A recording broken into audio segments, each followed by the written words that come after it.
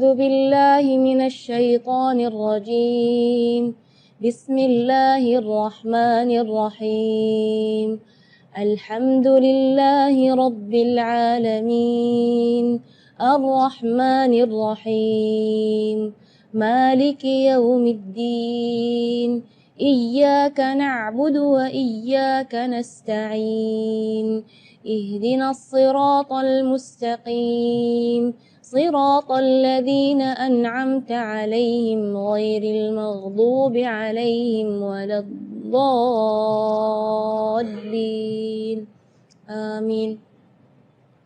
Kita mulai dari ayat pertama, mungkin dari basmalah dulu ya. Bismillahirrahmanirrahim.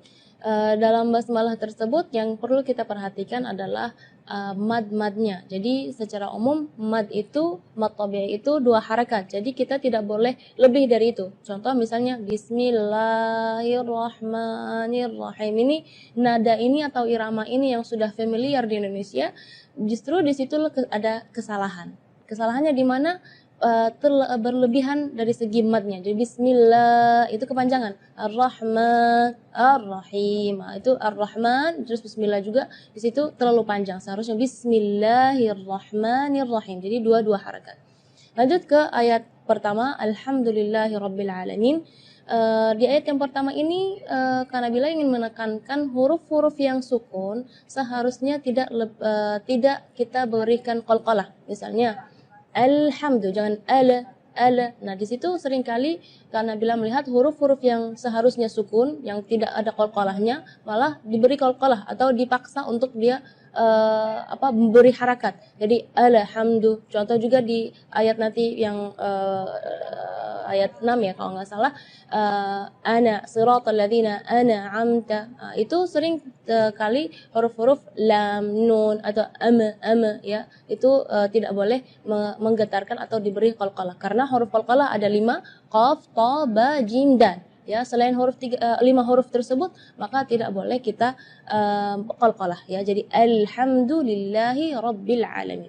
Terus ayat berikutnya Ar-Rahmanir Rahim, sama seperti surat di basmalah tadi, tidak boleh lebih madnya dari 2 harakat. Ar-Rahmanir Rahim itu tidak boleh. Ar-Rahmanir Rahim. Terus yang berikutnya Maliki Yaumiddin, biasanya di ayat tersebut tidak ada salah, tapi karena bila di sini ingin menekankan kasrah di kalimat Maliki. Itu kadang-kadang ketinggalan karena pengen buru-buru saat membaca Al-Fatihah dalam sholat, jadi Maliki Yaumiddin kedengarannya sukun. Maka ketika kita membaca Maliki, kita perhatikan kaf kasrah di huruf kaf harus kasrah yang sempurna. Maliki Yaumiddin. Terus Iyyaka na'budu wa iyyaka nasta'in. Di sini adalah tasydid di huruf ya di kalimat iyyaka, maupun yang pertama ataupun yang kedua, karena salah satu ulama mengatakan kalau seandainya satu tasydid pun dalam surat Al-Fatihah ketinggalan, itu maka bacaan Fatihahnya tidak sah, berarti salat kita juga tidak sah. Jadi kita perlu di sini menekankan tasydidnya pun harus kita perhatikan. Sampai subhanallah ulama menghitung tasydid dalam surat Al-Fatihah itu adalah 14 tasydid dalam surat Al-Fatihah. Iyyaka, jadi tekanan iya dengan iyaka. Kalau iyaka berarti tidak ada tasydidnya. Jadi iyyaka na'budu wa iyyaka nasta'in. Setelahnya adalah ayat ihdinas siratal mustaqim. Di sini makhraj huruf H yang ingin Kak Nabila tekankan, karena biasanya kalau kita mendengar imam-imam, janganpun imam-imam, mungkin kita sendiri ya ketika membaca ihdinas siratal mustaqim, baca H-nya keluarnya dari dada.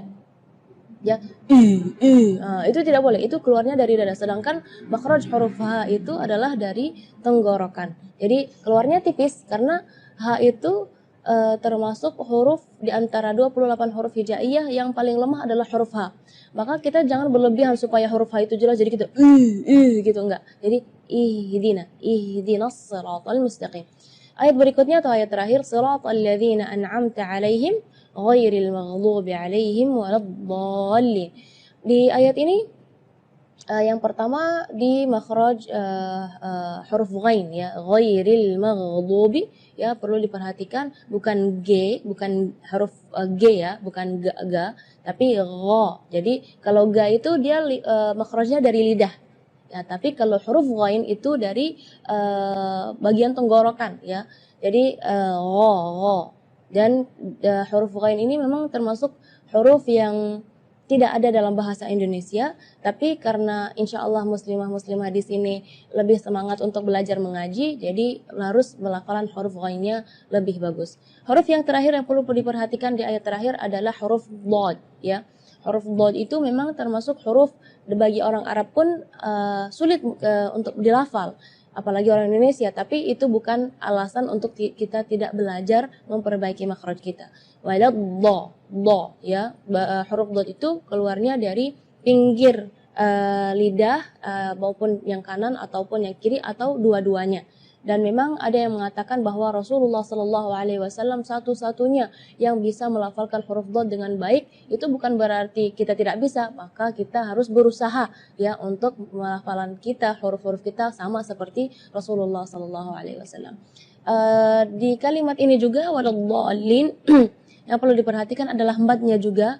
Mad di situ kita harus panjang membacanya 6 harakat karena di situ hukumnya mad lazim kalimi mutsaqqal, jadi membacanya waladhdallin 6 harakat. Terus setelah waladhdallin di situ ada huruf lam yang ada di atasnya ada tasydid. Itu seringkali ketinggalan waladhdallin. Nah, itu berarti tidak ada tasydidnya. Waladhdallin. Amin. Mudah-mudahan dengan penjelasan yang singkat ini bisa memperbaiki bacaan-bacaan muslimah-muslimah dan akhwat di sini, dan insya Allah kedepannya bisa lebih bagus lagi untuk bukan hanya untuk diri kita tapi untuk mengajar anak-anak kita supaya baca Fatihahnya lebih baik.